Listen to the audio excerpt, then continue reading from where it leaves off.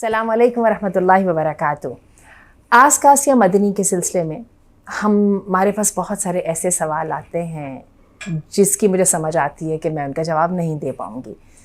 اس میں خاص طور پہ ہمارے پاس جو سوالات ہیں جو معاشیات کے متعلق ہیں، آج کے دور کی بینکنگ کے متعلق ہیں، سود کے متعلق ہیں، اور جو مختلف تنظیمیں اور آرگنائزیشن جو ہے فائنانس کمیٹیاں جو ہیں وہ منصوبے پیش کرتی رہتی ہیں، جس میں وہ بہت ساری کوشش بھی کرتی ہیں کہ اس کو شریعہ کمپلائنٹ کیا جائے۔ اس وقت تو جو ہے سارے انٹرنیشنل بینکس جو ہیں ان سب کی برانچز کام کر رہی ہیں جو کہ شریعہ کمپلائنٹ سیکشن جو ہے نا وہ الگ ہے۔ تو ہم نے ریکویسٹ کی تھی اس میں عبدالقوی لقمان صاحب کو، I am a proud wife الحمدللہ، اور میں نے ان سے ریکویسٹ کی تھی کہ یہ سوالوں کے کچھ جواب آپ دیجیے گا، اور بڑی مشکل سے ٹائم دیا آپ نے، بارک اللہ فیکم۔ تو آپ کو ہم خوش آمدید کہتے ہیں۔ آپ یہ بتائیے کہ جو ہے تھوڑا سا ہمیں ایک ان جنرل سود کا پہلے کانسیپٹ بتا دیں، کیونکہ ہمارے 3 سے 4 سوالات سود سے متعلق ہی ہیں، تو اس کے بعد پھر میں آپ سے اسپیسیفکلی کوشچنس کروں گی۔ وعلیکم السلام ورحمۃ اللہ وبرکاتہ۔ سب سے پہلے میں شکر گزار ہوں اپنے انتظامیہ کا جنہوں نے ارینج کیا اس پروگرام کو، بڑا ہی مفید ہے اور اس کا ہماری عملی زندگی سے بڑا گہرا تعلق ہے۔ اور پھر یہ کہ میں آپ کا بھی شکر گزار ہوں کہ آپ نے مجھے اس طرف توجہ دلائی۔ بڑا ہی اہم ایک مسئلہ، بلکہ کئی ایک مسائل ہیں انشاءاللہ ہم ڈسکس کریں گے باری باری، خاص طور پر خواتین جو آپ سے پوچھتی ہیں اور براہ راست انہیں ذرا جھجک ہوتی ہے مردوں سے پوچھنے سے چند بعض سوالات، تو اس سلسلے میں آج سود کے بارے میں جو آپ نے پوچھا ہے، ماشاءاللہ یہ تو پڑھے لکھے لوگ تو جانتے ہی ہیں اس کا جو کانسیپٹ ہے حقیقی، اور اس کا شرعی جو مفہوم ہے یا اس سے کیا مراد لیا جا سکتا ہے یا لیا جاتا ہے۔ لیکن ٹو دی پوائنٹ میں چاہتا تھا کہ اختصار سے اپنے ناظرین کرام کو ذرا اس بارے میں مطلع کیا جائے، انفارم کیا جائے۔ ایک اصطلاح شرعاً استعمال کی جاتی ہے، عام فقہ کی کتابوں میں بھی آپ کو ملے گی، اور اصول اور قواعد کی جو کتب ہیں اس کے اندر بھی یہ ملتی ہے، اور یہ کتاب اللہ سنت رسول اللہ سے یہ عبارت ماخوذ ہے، جو ذکر کی جاتی ہے سود کی ڈیفینیشن کے بارے میں کہ اس کا اصل معنی مفہوم کیا ہے۔ کل قرض جر نفعا فہو ربا، اور آگے یہ بھی ہے فہو حرام۔ اچھا، ہر وہ قرض،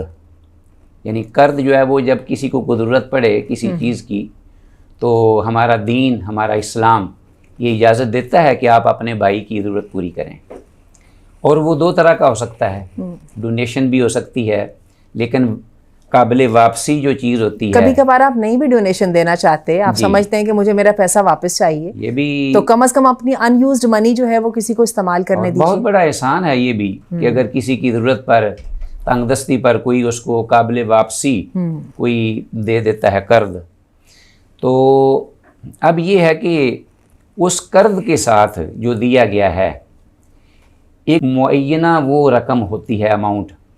اور اس کے ساتھ اگر یہ کہا جائے کہ معینہ مدت تک کے لیے جب یہ واپس ہوگی تو اس کے ساتھ اتنی اماؤنٹ بھی آپ کو دینی پڑے گی۔ ہاں جی، تو یہ جب یہ شرط لگا دی جائے اور پہلے سے اس کی شرح متعین کر دی جائے، ٹائم بھی مقرر کر دیا گیا ہے، اس کو باؤنڈ بھی کر دیا گیا ہے، تو یہ تو سب سے کلیئر اور واضح سود ہے جس میں کسی کا کوئی اختلاف نہیں نہ ہونا چاہیے۔ ایک منٹ، اس کو تھوڑے سے میں اگر سادہ الفاظ میں سمجھنا چاہوں تو وہ یہ ہے کہ آپ کو نے کسی کی مجبوری کا فائدہ اٹھایا کہ جی تمہیں چونکہ ضرورت ہے، بالکل ٹھیک ہے میں تمہاری ضرورت پوری کر دیتا ہوں، لیکن یہ ہے کہ پھر مجھے اس کے بدلے میں کیا ملے گا؟ جی میری یہ نہیں جو تمہارے ساتھ میں مہربانی کرنے لگا ہوں، اس کا مجھے معاوضہ چاہیے۔ تو اسی لیے یہ سود کی شناعت و قباحت دین میں ہے کہ جب دینے کے ساتھ اس کے ذہن میں یہ فطور آ جائے کہ میں اب اس کی جو ضرورت ہے اس سے ناجائز فائدہ اٹھاؤں اس کی مجبوری سے، تو ساتھ قدغن لگا کے میں اپنا فائدہ اٹھاؤں۔ حالانکہ اس کو یہ چاہیے تھا کہ اس کو غنیمت جانتے ہوئے اس موقع کو اپنے اللہ کو راضی کرے، اور اللہ پاک نے جو یہ فرمایا ہے کہ وَأَن تَصَدَّقُوا فَهُوَ خَيْرٌ لَكُمْ وَإِن كَانَ ذُو عُسْرَةٍ فَنَظِرَةٌ إِلَىٰ مَيْسَرَةٍ، یعنی اللہ کی جو نعمت ہے جی اس کی قدر دانی کی جائے، نہ صرف اس کو کمرشل اس کا ذریعہ بنایا جائے۔ میں آپ کی بات سنتے سنتے مجھے ایک سوچ آ رہی ہے، آپ کو پتہ ہوگا کہ پچھلے دنوں انسانی دودھ کے بینک انہوں نے اس کا قیام کیا تھا سندھ میں۔ جی جی اچھا، اس میں انہوں نے بڑی لمبی چوڑیاں کہانیاں سنائیں، جی بچوں کو ضرورت ہے اور یہ ہے۔ علماء نے جو اس کے خلاف فتویٰ دیا، اس کو کہا کہ انسانی دودھ کو آپ کمرشل پروڈکٹ نہیں بنا سکتے، بالکل، بچوں کی ضرورتیں پوری کریں، بالکل، خاندان کی حد تک کریں، شہر کی حد تک کریں، پورے ریکارڈ کے ساتھ کریں، لیکن اس کو بیچیں نہیں۔ یہی حیثیت انسانی اعضاء کی ہے۔ یعنی کہنے کا مطلب یہ ہے کہ جو اللہ نے ہمیں نعمت عطا فرمائی ہے، ہم اگر اس کو یہ میری ہاتھ، یہ میری آنکھ، یہ میرے پاؤں، یہ میری ذہانت، اس کے ساتھ میں نے صرف اور صرف پیسے ہی بنانے، بلکہ یہ جو نعمت ہے نا، یہ جو اللہ نے دی ہے ایک نہیں ہے، وَإِن تَعُدُّوا نِعْمَتَ اللَّهِ لَا تُحْصُوهَا، ہر وہ نعمت جو اللہ کی طرف سے عطا کردہ ہے، اگر ہم اس کو اللہ کی مخلوق کے لیے، اور اس حد تک یہ سلسلہ وسیع ہے کہ میں تو کہتا ہوں کہ انسان کو موقع جاننا چاہیے اپنی زندگی میں مرنے سے پہلے کہ اللہ تو نے یہ جو مجھے نعمت دی ہے اس سے میں خود بھی فائدہ اٹھاؤں اور اپنے دوسرے بھائی کو بھی اس سے فائدہ دوں اور آخرت میں اس کو ذخیرہ بناؤں۔ یعنی رسول اللہ صلی اللہ علیہ وسلم نے تو یہاں تک فرمایا ہے کہ من غرس غرسا فاکل منہ انسان او دابۃ او طائر الا کان لہ صدقہ، جس نے ایک درخت بھی لگا دیا ہے نا، اور وہ راستے پہ درخت ہے اور اس کے درخت جب بارآور ہوا ہے تو اس کے نیچے کو گزرتا بیٹھتا ہے سائے تلے، یا اس کا کوئی پھل کھاتا ہے، یا پرندہ ہی اس سے کوئی چیز کھا لیتا ہے، اس کے لیے وہ صدقہ جاریہ ہے۔ تو یہ کتنا بڑا ایک اللہ کے ہاں ایک کا اپنا عمل ہے، باعث اجر و ثواب اور اللہ کے قرب کا ذریعہ اور اللہ کی رضا کا ذریعہ، کہ اللہ ہی کی عطا کردہ مستعار چیز جو بڑی جلدی اسے چھن جائے گی، ہر چیز کو فنا ہے، اور فَكُلُّ الَّذِي فَوْقَ التُّرَابِ تُرَابُ، ہر چیز مٹی ہو جانے والی ہے، اس سے پہلے کہ وہ مٹی ہو جائے، جیسا وہ برف فروش جو شخص صدا لگا رہا تھا کہ اس سے پہلے کہ میری برف جو ہے وہ اس کا یہ سرمایہ میرے پاس ہے، یہ گھل کر پانی بن جائے، خرید لو مجھ سے تاکہ میں بھی اس سے فائدہ اٹھا لوں اور تم بھی فائدہ اٹھا لو۔ اچھا، اور میں آپ کو یہ بتاؤں کہ قرآن مجید میں بھی اور شریعت میں بھی اللہ تعالیٰ نے سود کا مقابلہ تجارت کے ساتھ نہیں کیا بلکہ زکوٰۃ کے ساتھ کیا، جی، کہ اللہ نے جو ہے وہ تجارت زکوٰۃ کو اس کے سامنے رکھا ہے، زکوٰۃ کے اندر دینا ہے، دل کھلا کرنا ہے اور اللہ کی رضا ہے، سود کے اندر سمیٹ کے لے کے آنا ہے، لوگوں کی مجبوریوں کے فائدے اٹھانے ہیں۔ چلیے، یہ تو ماشاءاللہ بڑی اچھی بات ہو گئی، لیکن جب سود کی بات ہوتی ہے نا تو قرآن حکیم کے آئینے میں اللہ ایسا شفاف آئینہ ہے، اللہ کا کلام، کہ کوئی گنجائش نہیں رہنے دیتا۔ آپ یہ ذرا جب یہ شروع ہوتا ہے سود کے سلسلے میں وہ بیان کلام الہی میں، تو اس کے شروع میں پہلے یہ آیت ہے، اس سے پہلے الذین ينفقون اموالهم باللیل والنہار سرا وعلانیۃ فلہم اجرہم عند ربہم ولا خوف علیہم ولا هم یحزنون۔ اور سود کے بارے میں یہ ہے کہ یہ اور آگے اس کے ساتھ ہی سود ہے۔ اب آیت مبارک کا ترجمہ آپ سن لیں تو میں کہتا ہوں کہ اگر میں وضاحت کروں تو بہت وقت درکار ہے۔ لا خوف علیہم ولا هم یحزنون، نہ خوف ہے فیوچر کا،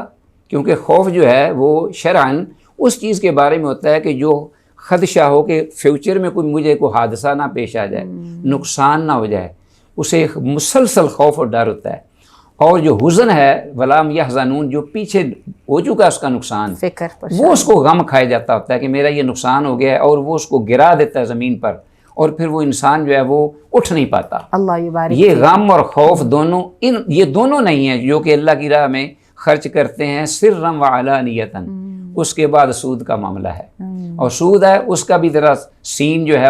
جو اللہ پاک نے منظر کشی کی ہے وہ ایسی بھیانک ہے اس کے بعد کہ جتنا ہی بہتر اس کا اجر و ثواب ہے، اس کا صلہ ہے، اتنی ہی وہ اس کی قباحت ہے۔ الذین یاکلون الربا لا یقومون الا کما یقوم الذی یتخبط الشیطان من المس۔ اللہ اکبر۔ یعنی وہ لوگ جو اس کے بجائے، یعنی جب آپ نے بات کی تو بڑی اچھی آپ نے جو پوائنٹ فائنڈ آؤٹ کیا ہے کہ اللہ پاک نے تجارت کاروبار کے ساتھ نہیں بلکہ اللہ نے انفاق فی سبیل اللہ اور صدقہ و خیرات